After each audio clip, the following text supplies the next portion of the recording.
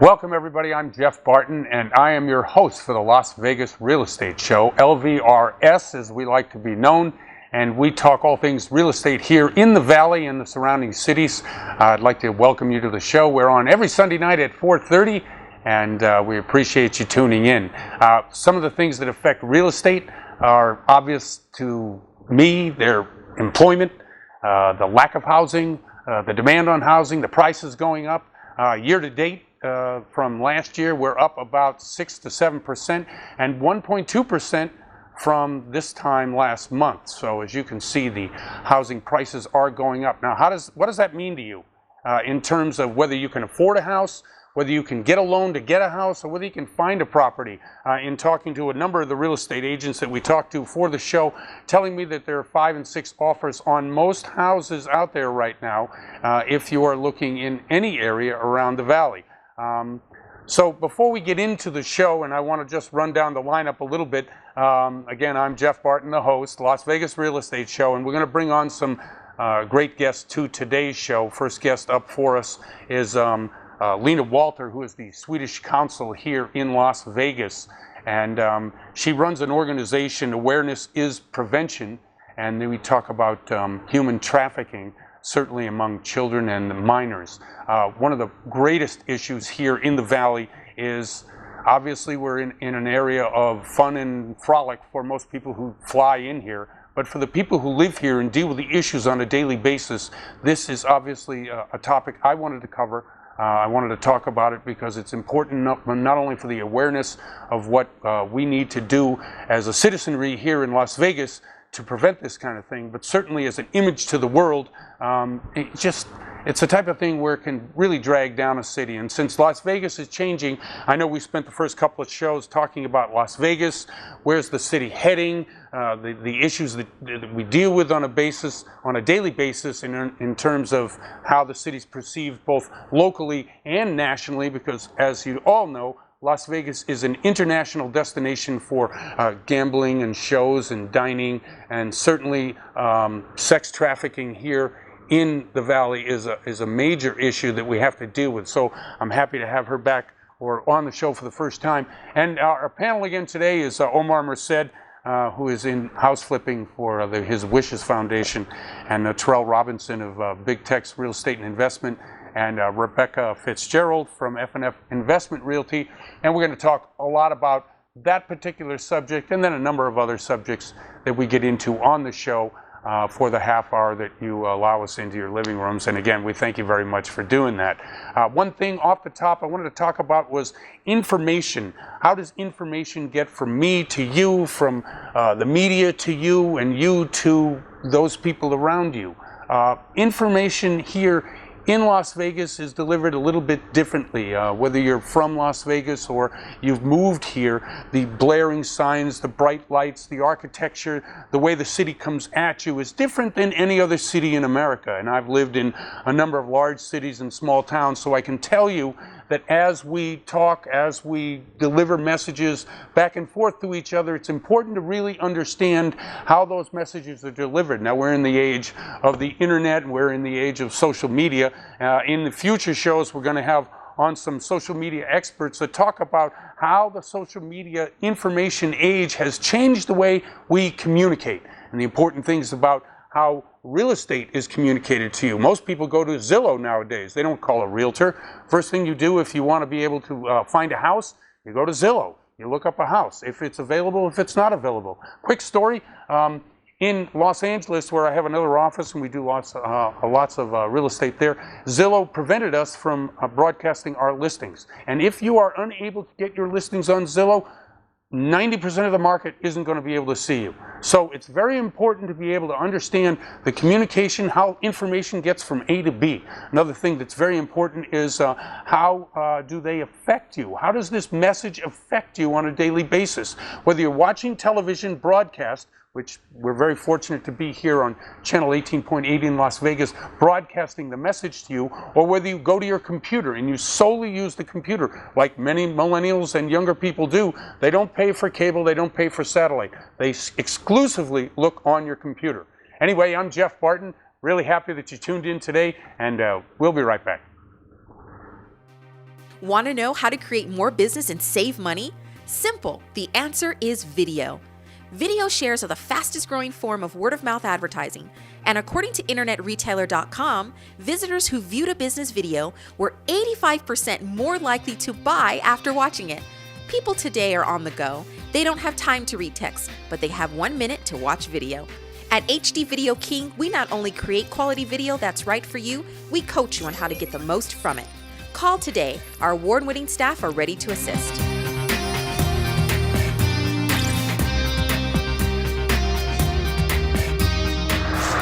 Welcome back, everybody. I'm Jeff Barton, and you are watching the Las Vegas Real Estate Show, and I'm your host.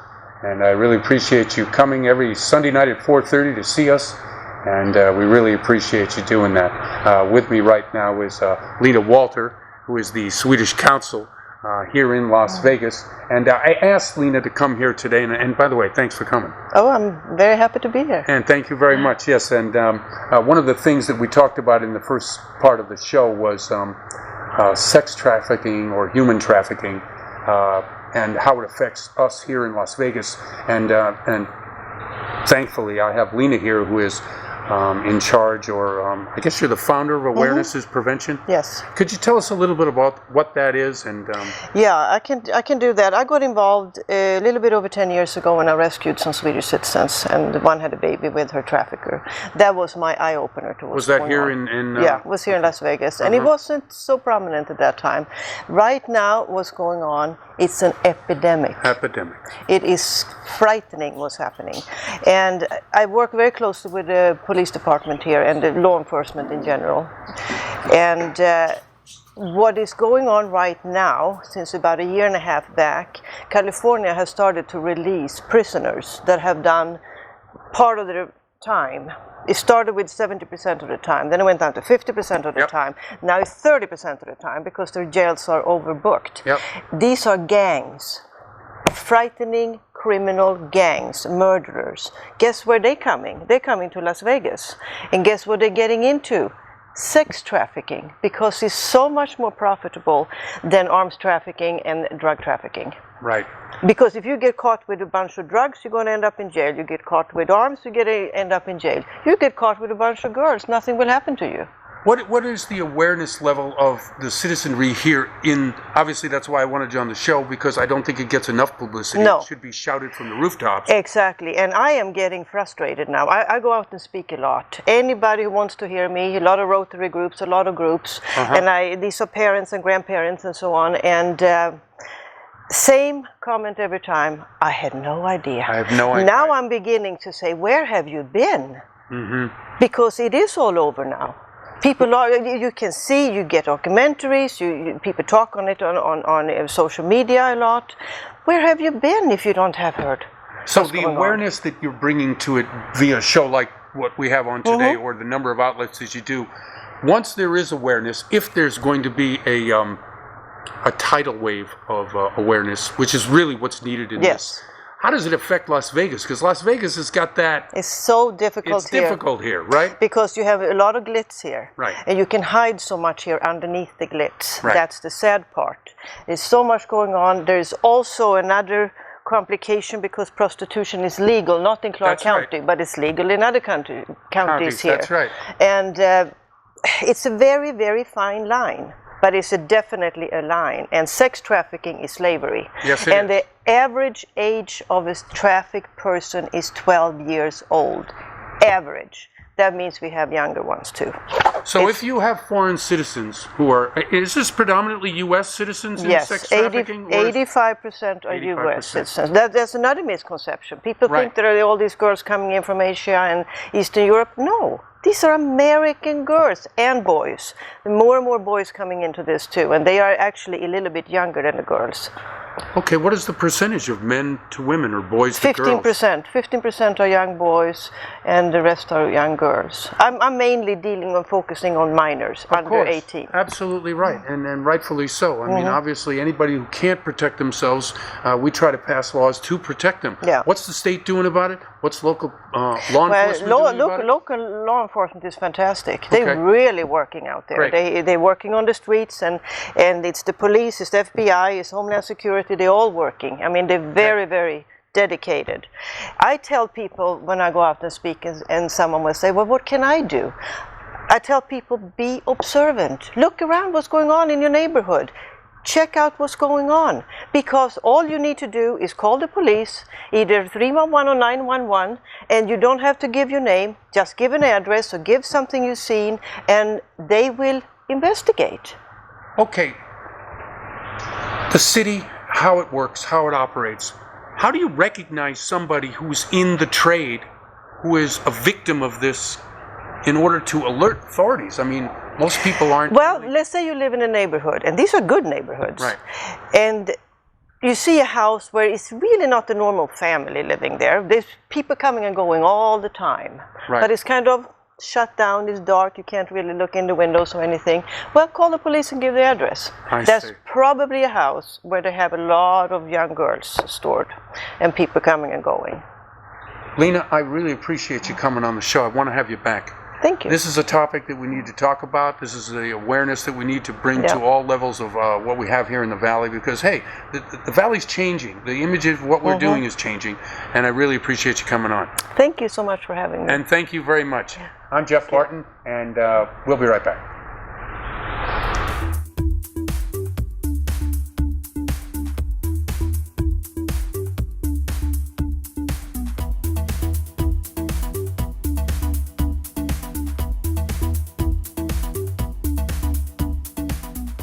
Hey guys, welcome back to the Hamilton Workshop Series, and I'm Jerome Hamilton.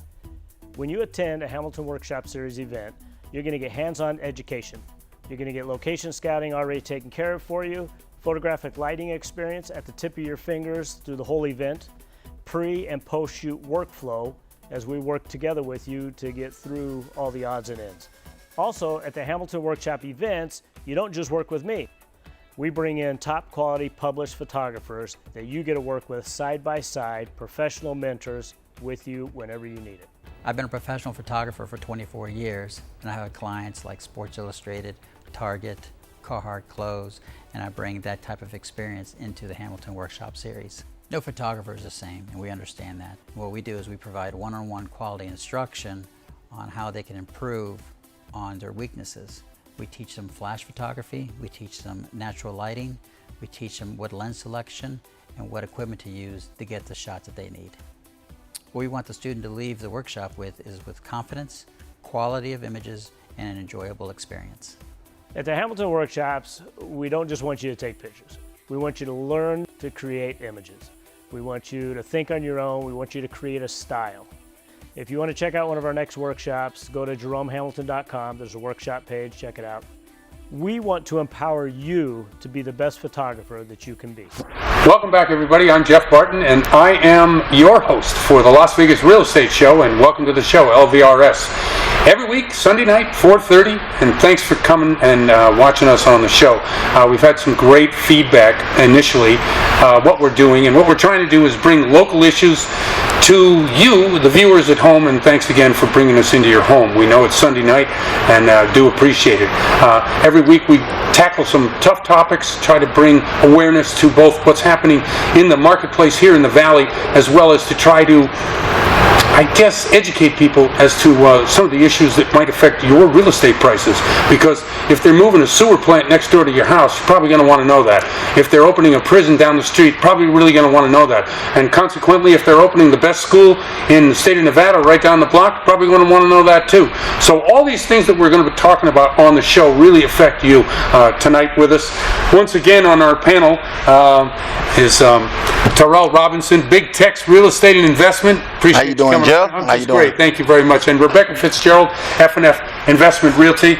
Rebecca, hi. Hi, thanks for having us on. And thank you very much for coming on. Okay, first off, I want you to explain a little bit to the viewing public a little bit about what we talked about in the last couple of shows. We talked about what's going on with the restriction on short-term rentals, whether it be Airbnb and what areas of town that is. I know they're proposing even more restrictions on Airbnb stuff or short-term rentals. What's happening with that, and what's your opinion on that? It was last Wednesday. Yeah. They had a vote on it, and basically what they're doing is the short-term rentals, they're going to require them to have a special use permit. Right. It's something like $1,030, and they're going to require that you're not allowed to have them within 660 feet of each other. So it kind of restricts from the whole neighborhood just having Airbnb, and you're the only guy left on the block. Now, why do they do this? But they want to protect homeowners, and they want to get more money, and they want to be fair, I guess. They don't want to say, oh, well, you're not allowed to do it, because people are already doing it, and it's kind of free enterprise that you're interrupting. But they want to also make it so you can't put a bar next to someone's house. You can't just take advantage, because a lot of these are party houses. That's the issue. I see. All these really are party houses, and it's only for houses that are over 3 bedrooms. You don't need a special use permit if you only have a 3-bedroom. So it's over. So it really is these big houses that are party houses. I see. Okay, very good. Because in my estimation, what they do where I'm from, in another state, when I go and live in Malibu, California, they have a restriction on both the amount of time that you can do it. There's a day limit, and you have to get a permit. So the restriction on housing in general, in terms of these short-term rentals, I always thought it was about the hotels themselves. And it was about mainly the big revenue people in town. They don't want to see their hotel. Obviously, they'd like the people to come and gamble, but they make most of their money now on selling drinks and selling rooms. Yeah, that's true. Well, I mean, if you, like you said, you're from Malibu. Malibu doesn't really even have hotels, so that's not really what it is. It's the people in the community that have fought really hard against, exposing and making a bunch of hotels and a travel destination, and the people in Malibu, they pay a lot of money, a lot of taxes, and they don't want it. So it's the same thing. The people in the communities here are the ones fighting against it. Right. The hotels, I don't think there's just these little Airbnbs are too small for the hotels to really care. So they don't care. Yeah, right. It's not going to take enough money, revenue out of their pockets in regards to the hotels. Okay. I mean, again, and even the people that are staying at the Airbnbs, they're still also going down to the hotels anyway and doing any gambling. What else are you going to do here? Exactly. Tournaments that are going on, sports books. So they're still going to spend their money down at the hotels anyway. So again, the revenue-wise, it's not going to be enough to sting the hotels anyway. So. Okay, so let's move on to another topic we covered in the last couple of shows. This Uber lifts versus the taxi people, and the restrictions in the zones that you can and can't do this. I was talking earlier on a segment that the idea that you're going to restrict certain transportation in certain areas and make it available in other areas. What are your thoughts on that? Well, again, like I said, if they would just sit down and come up with a plan to where, hey, the taxi drivers, you have this in, and the ones that are driving Uber or Lyft, you actually take care of the in-housing, because the taxi drivers don't really make their money when they go inside the city, and you don't see them go inside the city picking up residents. Where their money, their main income stream is planted at those hotels and also at the airports too as well. Airport to the hotel back to the airport. Correct. It's quick, high turnover volume, and that's how they're going to get their money. I did a taxi ride for a couple of miles, and again, it's pricey. Right. It ended up costing $18 plus, the guy's expecting a $2 tip. Right. So they want to make it to where they can get that money quick as possible. But if they have to go into the city to pick up something, now they're assuming that now they're losing money because they're going to go pick up this residence guy. Right, and obviously all the people at the hotels, they're not going to walk around. They don't even know where they're going. Correct, So absolutely. getting in a cab, especially with 100-degree heat, as you know, it's hot right now. Right, so all of this is going to obviously, you know what I mean? But I got an email a few days ago, and the legislation that Uber did win. So they did? Yes. Yeah, they're not going away. Yeah. Okay, so what is the legal on it? Do we know? It's just the same as it was before. Basically, what they were doing is just trying to get rid of Uber, just to run them off. And they were trying to regulate it by making them come up with licensing, come up with different, levels of bureaucracy that the cab companies have to do. But they're saying now Uber doesn't have to do that. Lyft doesn't have to do that. Correct. They won. Yeah. Okay, so that's actually pretty good news for the citizenry, in my opinion. Yes. You know what I mean? The taxis, most of of them work for a taxi company. And Right. since Uber's independent contractors, their laws and a lot of regulations as of being an independent contractor aren't as stringent as it would be working for the taxi company. Because the taxis carry $1 million policy on these drivers. Right. So, and then Uber does as well, but they work differently because these policies are done like nationwide and they're so big. The taxi companies here are so much smaller. Their laws and regulations are just going to be different. You know, that's interesting. So they view the Uber and Lyft driver as an independent contractor, yet in other industries which have about as much oversight as Uber and Lyft's, they view them like in the real estate industry or in the mortgage industry or in some of the other commission-based industries, they view them as W-2 employees. Correct. With Uber and Lyft, we get a lot of those that come in that they're looking to purchase a house or whatever the case may be, and that's true. They provide 1099 forms, right, and they're responsible for their own taxes, so they do have to consult with an accountant. But yeah, they are independent contractors. The only person that they are responsible for is themselves, and like she said, the $1 million policy that they do have to carry is the same as the tax cab drivers too as well. So. Okay, that's a great update. All right, let's get to the main topic of what I wanted to talk about today. We had earlier on the show a gal that was Lena Walter, who is the Swedish consul here in Las Vegas, and she heads up a group which talks about sex trafficking and how and what we should be doing about it here in town. You told me a great story about it last time we talked about it off air. What should we be doing? From my understanding from Lena, and she is really education-wise, she was adamant about making sure that everybody in town knew about it, knew about what was happening. 85% of the sex traffickers are young girls, U.S. citizens, coming here. And obviously being exploited.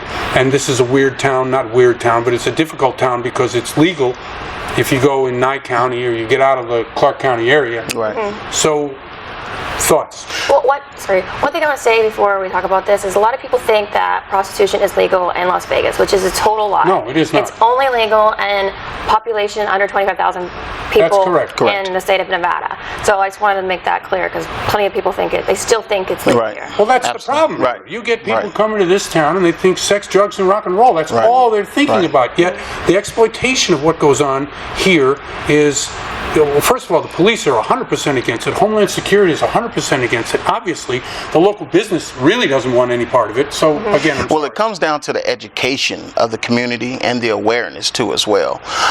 Again, like you said, these are underage girls, and they're being found on websites, Facebook, and LinkedIn, but different other Snapchats. Right. And so what they're doing is they're being promised that, you know, this is the entertainment capital of the world. So you can do anything and you can make this unseemly amount of money, but once they get here, it's a different ball game. And so we need to make the community aware because there's different signs out there that you can see for sex trafficking. Tell me, what is it? What are the signs you see? Because I don't know. I mean, it's not just underage people. You could be exploited and trafficked. Like, the whole idea of sex trafficking is like you're basically working for somebody who's putting you in fear and you have to continue to work for them. Maybe they're not allowing you, like a lot of guys will prey on girls and they'll take all their money and they'll give them a place to live, but then they have no money to leave. So they exploit these girls and they take advantage of them, and some of them might be underage, but a lot of them are of age and they're just in a bad situation. Like a lot of these women, they end up doing this when they're 35 all the way to 50. Like, it's not just girls that are underage. It's a huge segment of people. Well, there's a difference though between underage minors and adults. Yeah. There just is. Now, you may have gone from an underage minor in the sex trafficking business all through your adulthood, but when you get to be 21 years old is a little bit of a difference. I understand the exploitation, but the kids, some kid who's, and what Lena was telling me is 12 years old was when they start, and that it's just, you know, it's not only a lifestyle, but as you said, it's fear. It's people who are enslaved, really, who can't do anything else. It's, you know, and these are the types of, if you can stop the trend there, I mean, obviously someone who's 25 years old who decides to come to Vegas and be a call girl or call boy, she was saying 15% of the sex trafficking here in Las Vegas is young boys. Wow. So the overall is, yes, I agree. A lot of it also has to do with just the way society is now, that it's just like everyone thinks sex is just so okay. Like plenty of kids are 12 in middle school having sex. So, you know, then somebody gets in their head that it's okay to like have sex for money, then they don't see much of a difference because they see this lifestyle of people making money and they want the same thing. Absolutely. So, and it's just like when I was 13, you know, I was still in dance and play. I didn't know anything about any of these things. It's just people are exposed to so much younger. So it's just kind of a different day and age than it was like 10, 15 years ago.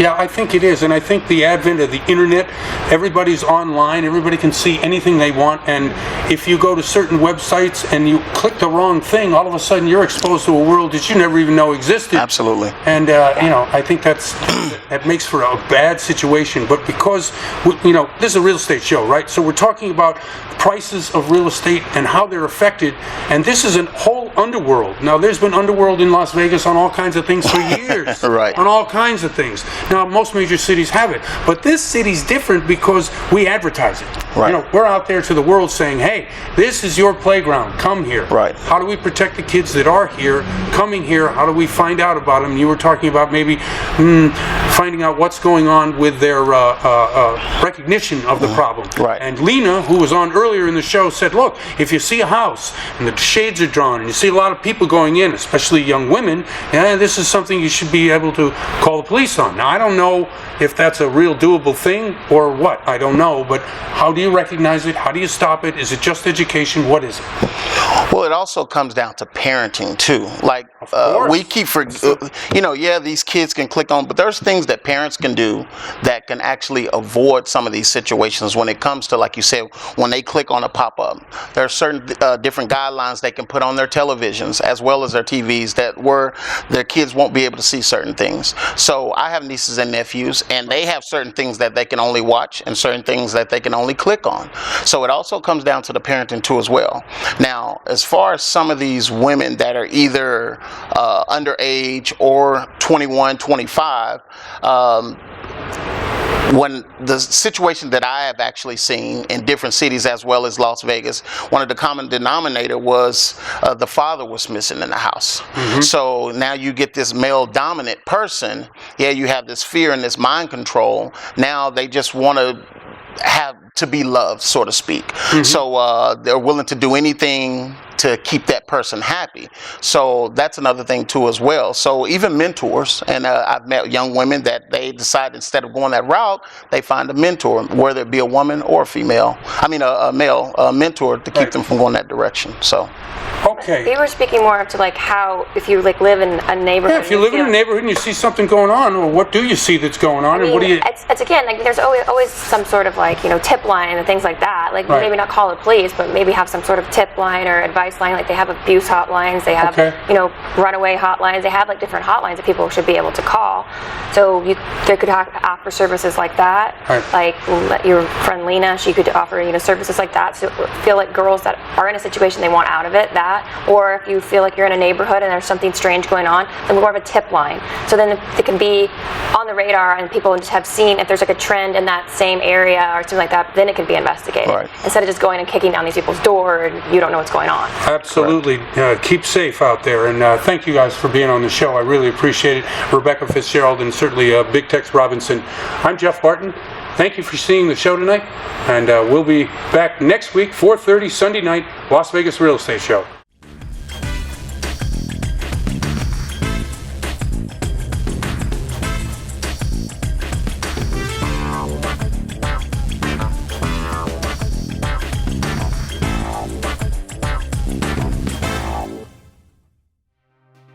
Want to know how to create more business and save money? Simple. The answer is video. Video shares are the fastest growing form of word-of-mouth advertising, and according to InternetRetailer.com, visitors who viewed a business video were 85% more likely to buy after watching it. People today are on the go. They don't have time to read text, but they have 1 minute to watch video. At HD Video King, we not only create quality video that's right for you, we coach you on how to get the most from it. Call today. Our award-winning staff are ready to assist.